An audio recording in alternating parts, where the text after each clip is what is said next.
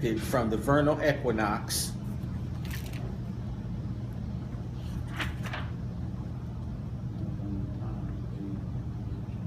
okay. Now, this is how, when going back to what you asked earlier, how did things get messed up? When these guys change up the basis for keeping accurate time, you shifted everything. Because before, as long as you kept everything in sync with the stars, it was always going to be accurate. Now, we're talking about what happens with relationship to the sun, okay? But if you don't realize that there's a wobble in the Earth's, okay, you're not going to calculate that, okay? So over a short period of time, it might not be a problem. But when you're talking about over 100,000 years and you left out that 1/4 day, you got a problem, okay? Now, to bring this home, because it talks about how they changed this up, okay? But for people who want a real life example of how it got messy, the people in Mexico were called the Olmecs. The Olmecs were the priest class of Africa, and they came in and showed the Incas and the Aztecs and put those pyramids up there. We have all kind of pyramids in Mexico, right? Yeah. They had to be from the same boys that was building pyramids, because everybody else now has forgot how to do it. So they had to be them same stellar boys was over here teaching, okay? Now, as long as they did that, the priest class used what they call Olmec heads. They're giant heads. If you've not looked this up, go look it up. They're giant heads found in Mexico that look just like you and me, okay? And in the museum in Minnesota, they tell you these are Negroid heads. They give it up, okay? Because on the back of them, they have Ethiopic braiding, meaning they have curly hair like mine and it's braided. So you can see on the back of them, these are brothers. And see, the other thing that we need to do, if you've not done it before, Keon, because I've been messing around with him for so long, we have been in some places causing problems. So at the Nelson Art Gallery, when you go in there, if you ever look at the Egyptian section, and then you look at the Greek section, well, they have the Egyptian section in the Greek department. But when you look at the pictures, you can tell the ethnicity of these two people is different, because the Greeks have these big curly locks, big curls, where we have tight cornrow type hair. But if you don't know what you're looking at, they can get away with this. But we need to go over there and remind them to put these people that you called Egyptians back in Africa, please, because they don't look like these other guys, and the wall is telling the truth.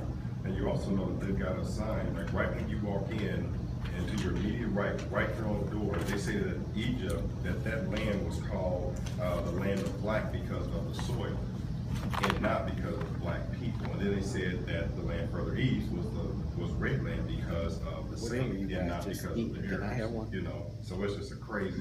Whatever you're eating, can I have one? You know, so that's right there on that wall there. Yeah, it's just inaccurate. Well, see, that's what I'm saying. Because you guys have been this extraordinary group of people who are bothered to come and find out what time really is, we need to make sure that, to the extent we can, that we correct some history. It doesn't do us any good if we're the only ones that know this and we don't tell anybody. Because our people are losing out in the game called life. And it says in the Bible, you are lost from lack of knowledge. Not faith, not tithing, not singing, marching, none of that. It says we're lost from lack of knowledge. And then if we knew what we had done in the past, then we know we have the capacity to do this again. So we are not minority throwaway people. But we have bought the nigger pill. So we have to de-niggerize ourselves. And if we don't do that, we're going to lose. Because I promise you, just as you are finding out, when they make the new copies of these books, they leave out some important stuff just so you can't get the story straight the next time. See, if you never ask who was Constantine, because every Christian I know has said, oh yeah, I've heard of that. I've heard about the lost books. Well, how are you going to have a book this thick that you heard about that's relevant to what the hell you claiming your whole life is about, and you never bothered to go look for it and see what was in it? Mm-hmm. That's pretty wild. That's just me talking, but you know. Because once I got the book and read it, the first chapter of the first book is the book of Mary. This is Jesus' mama, right? Who was a virgin. Well, in my book, it says it was her mama was the virgin. She wasn't a virgin. So I could see where Constantine and the boys would kind of want to remove that. Because in Catholicism, Mary is a predominant character, not Jesus. Yep. That's why it's on everything. Hello? See, again, as Dr. Clark said, if you're going to know African history, this is nothing more than the missing pages of European history. But you can't just get the black story. You got to have the whole story. Because as you're telling the story of history, keep in mind, we keep going down this thing chronologically. So it makes sense. That's why I want you to see where we are. Because if you don't put the right people in the right place chronologically, you can say anything. If we've already had the pyramids built, right? We already passed that, right? Is that true? In the studying we've done, we have already made the pyramid. Is that right or wrong? Right. Okay. And we haven't even got to this chart yet. We're still over at the wall. All right? And we've already built the pyramid. Moses, look at the chart. Moses' butt is not even on the planet until down here. We're not even there today. He's not here until 1200 BC. Now, then how did he lead some people out of bondage, building the pyramids in Egypt, down here, when the building was built back there? Huh? And believe me, they're not going to give up on their story.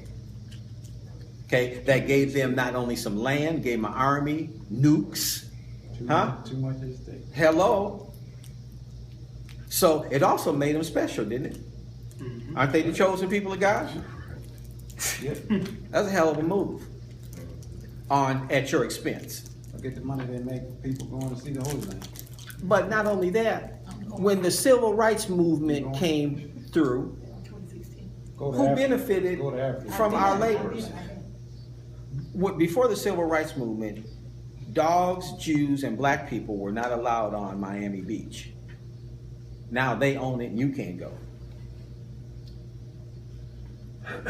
Just saying. Okay, I'm on 222. The place of the birth being shifted from the vernal equinox, so we no longer are telling time by the inundation. Now, what's the danger of moving the dates around? What does the inundation do in Egypt? When is it? It's when Y'all don't start remembering better than this. I'm gonna start charging you. This is ridiculous. Huh? It's when the sun is at a certain place. It's called the 21st of December. Yeah. The sun has stopped moving. Yeah. It's signaling the birth of the new son or God's son. Being born, coming out of the grave, all that good stuff. But what's going on in Egypt at the time? The vernal equinox is what? Does these things work? These machines? Mm-hmm. Look up vernal equinox, see nobody knows what that means. Shut up. That's why I'm thinking about it. What they call it, the solstice. Hello. Yeah. Hello. Birthday. Thank you. It's the winter solstice. So it's getting to be winter here. It's getting to be summer there.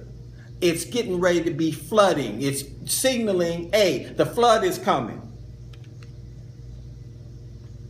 They've been in a drought. Things have been bleak. Now the water from the upstream is coming down. The river's getting ready to be turned blood red, as they tell you in the Bible. That's from the silt coming down from the top of the mountain. It has nothing to do with the story you got. But it's the planting season, and the new life is coming about. So that's very important for them. It's also saying if the flood is coming, what happens? It's time to move. Hello, it's time to move. So once it starts to flood, we have left for a minute, we come back. Damn, I don't know where my house is. Where's your land? The markers are gone. But if you look at the stars, okay, and look at the land, it'll point you to where, hey, when that star is right there, my front yard lights up. Huh? So I'm going to put a stake down right here. And Kian, I'm going to give you a stake. And Cookie, I'm going to give you a stake. And you go plot this out for me. All right? What did I just do? And I invented geometry. Didn't I? Huh? Because there was a need for it. So geometry didn't come from some Greek somewhere. Pythagoras trying to figure out how to develop the theorem for a triangle, and the building is already standing there, and we let people tell our kids this. But these people had a need to know. And it was just a simple fact. Hey, get a stick and a string and cordon this off, and you did it in relationship to astronomy and astrology. So all these things come together, and it's important and it makes sense. Necessity is the mother of invention, is it not? Why would some people in Greece or Rome have a need for that information? They wouldn't. But if every year your land floods out, you have a need to know. Okay? It was pointed that Horus entered the earth at the matrix of the mother of the mount, and thus became the child of Seb. Seb is the name for what?